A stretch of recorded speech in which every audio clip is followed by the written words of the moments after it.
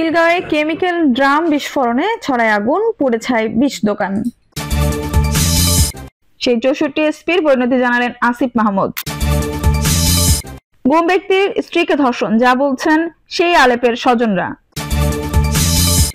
জানাবো জামায়াতের নতুন কর্মসূচি ঘোষণা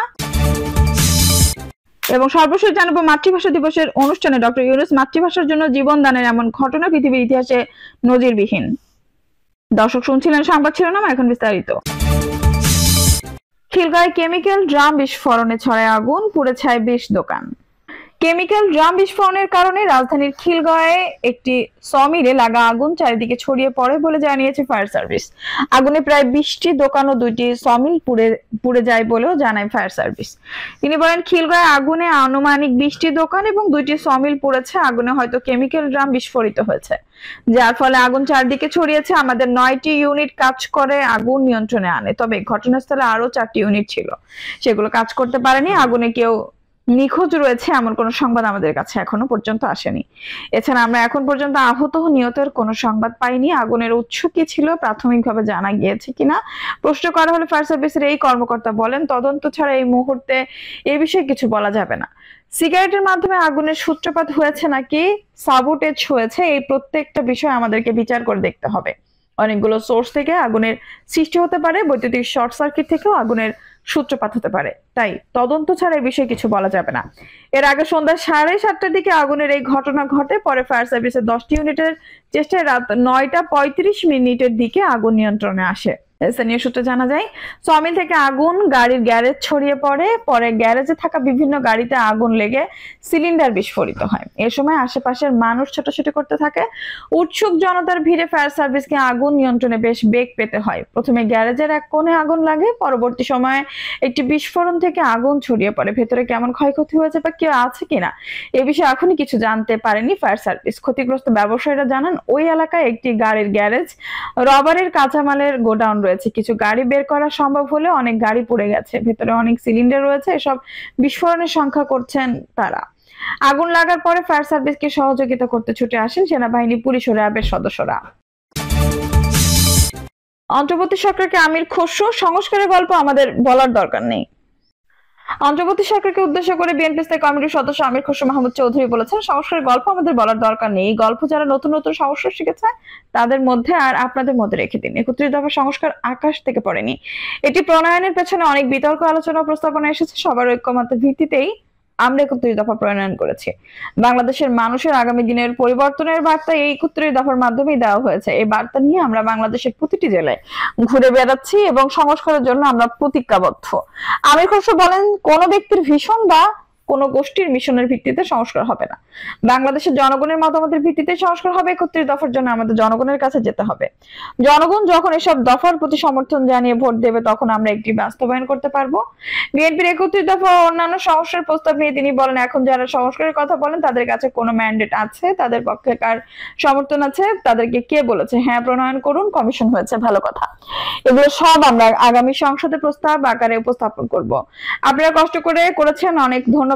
এগুলো আমরা আগামী সংসদে পেশ করবে। ৩১ দফা সংসদে আলোচনা হবে, আমরা বলেছি হয়ে যাবে তা নয়, সংসদে আলোচনা হবে। অন্য কোনো দলের যদি কোনো প্রস্তাব থাকে সেটাও সংসদে উপস্থাপন করুক, কারণ আমরা গণতান্ত্রিক ব্যবস্থায় ফিরিয়ে আনতে চাই। গণতন্ত্রের জনগণের চিন্তা প্রতিফলন রাষ্ট্র পরিচালনা ও দৈনন্দিন জীবনে ঘটাতে হবে।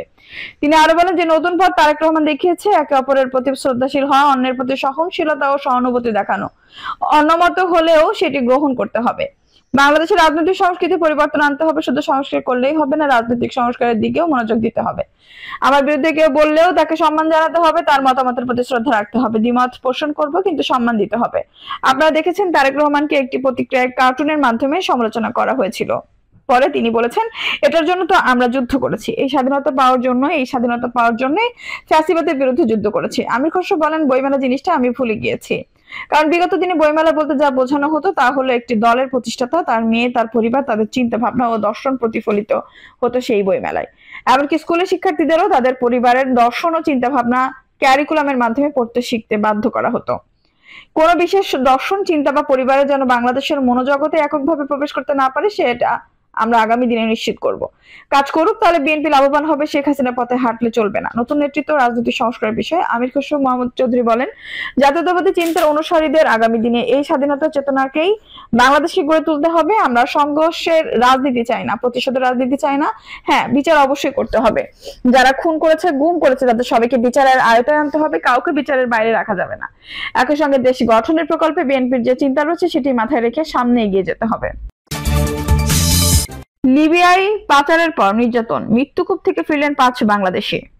ইউরোপে সুন্দর ভবিষ্যৎ গড়ার স্বপ্নে দেশ ছেড়েছিলেন, তবে দালালের প্রতারণায় ফলে 5 বাংলাদেশি গিয়ে পৌঁছান লিবিয়ায়। সেখানে গিয়ে বুঝতে পারেন ভয়ঙ্কর এক মানব পাচারের মাফিয়া চক্রের খপ্পরে পড়েছেন তারা।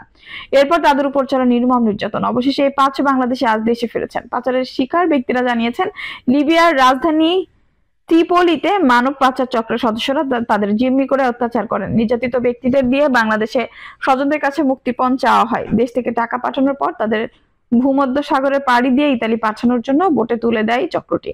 সাগরে তাদের বোট নষ্ট হয়ে গেলে তিউনিসিয়ার কোস্টগার্ড তাদের উদ্ধার করে।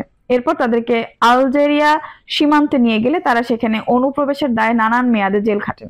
পরে বেসরকারি সংস্থা ব্র্যাক, প্রবাসী কল্যাণ মন্ত্রণালয়ের ওয়েলস অনার্স কল্যাণ বোর্ড এবং আলজেরিয়ার বাংলাদেশ দূতাবাসের সহায়তা নিয়ে তাদেরকে দেশে ফিরিয়ে আনে। এয়ারপোর্ট কর্মরত আর্মড পুলিশ ব্যাটালিয়নের পরিদর্শক শাহ আলম মৃধা বলেন, ইউরোপ যাওয়ার জন্য দেশ ছাড়া বাংলাদেশিরা ভয়াবহ নির্যাতন নিপীড়নের শিকার হয়েছেন। মানব পাচারের শিকার 5 জনকে ফিরিয়ে আনার ক্ষেত্রে ব্র্যাকের এই উদ্যোগে আমরা সব সময় সহায়তা করি। ভূমধ্য সাগরের মৃত্যুর মুখ থেকে বেঁচে ফেরা মাদারীপুরের ইয়াসিন হাওলাদার বলেন, লিবিয়া মাফিয়ার কাছে আটক ছিলাম। আমার পরিবার ঋণ, জমি বন্ধক ও আত্মীয়দের কাছ থেকে ধার নিয়ে আমার মুক্তিপণ জোগাড় করে দালালদের মোট 25,80,000 টাকা দিয়েছে। এখন আমার পরিবারে আর কিছুই নেই। ব্র্যাকের মাইগ্রেশন প্রোগ্রামের সিনিয়র ম্যানেজার আজিজ আহমেদ বলেন, 5 বাংলাদেশি মানব পাচারের প্রত্যাবাসনের জন্য আমরা পররাষ্ট্র মন্ত্রণালয়ের ওয়েলস অনার্স কল্যাণ বোর্ড ও যুক্তরাষ্ট্রের ট্রাফিকিং ইন পারসনস হিরো নেটওয়ার্কের সহায়তা নিয়েছি। এর আগে 2024 সালের অক্টোবর মাসে মানব পাচারের শিকার আরো 8 বাংলাদেশিকে ব্র্যাক টিআইপি হিরো নেটওয়ার্কের সহায়তায় দেশে ফিরিয়ে এনেছে। বিমানবন্দরের বিদেশ ফেরতের জরুরি সহায়তা দিতে গত 8 বছর ধরে কাজ করছে ব্র্যাক মাইগ্রেশন ওয়েলফেয়ার সেন্টার। সিভিলে এভিয়েশন, শাহজালাল আন্তর্জাতিক বিমানবন্দর কর্তৃপক্ষ, প্রবাসী কল্যাণ ডেস্ক, এপিবিএন সহ সবার সহযোগিতার মোট 8 বছরে 35,000-এরও বেশি মানুষকে নানান ধরনের সহযোগিতা করা হয়েছে। শুধু 2024 সালে 40 জন প্রবাসীকে বিশ্বের বিভিন্ন দেশ থেকে উদ্ধার করা হয়েছে। ব্র্যাকের অভিবাসন কর্মসূচির সহযোগী পরিচালক শরীফুল হাসান জানান, ইউরোপে পাঠানোর প্রলোভন দেখিয়ে যাদের লিবিয়া নেওয়া হয় যাদের সবাইকে ভালো চাকরি প্রলোভন দেখালেও তারা চাকরি পান না। উল্টো অধিকাংশকে লিবিয়া বিভিন্ন ক্যাম্পে বন্দী রেখে শারীরিক নির্যাতন করা হয়। এরপর তাদেরকে জিম্মি করে পরিবারের কাছ থেকে আদায় করা হয় অর্থ। তবে এত কিছুর পরে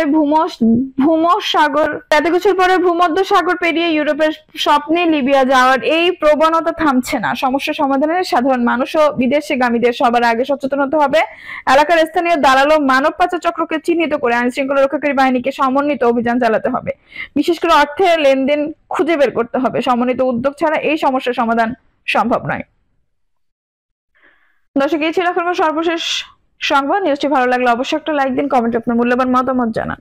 সবসময় আমাদের পাশে থাকতে সাবস্ক্রাইব করে বেল বাটনটি অন করে রাখুন। ধন্যবাদ।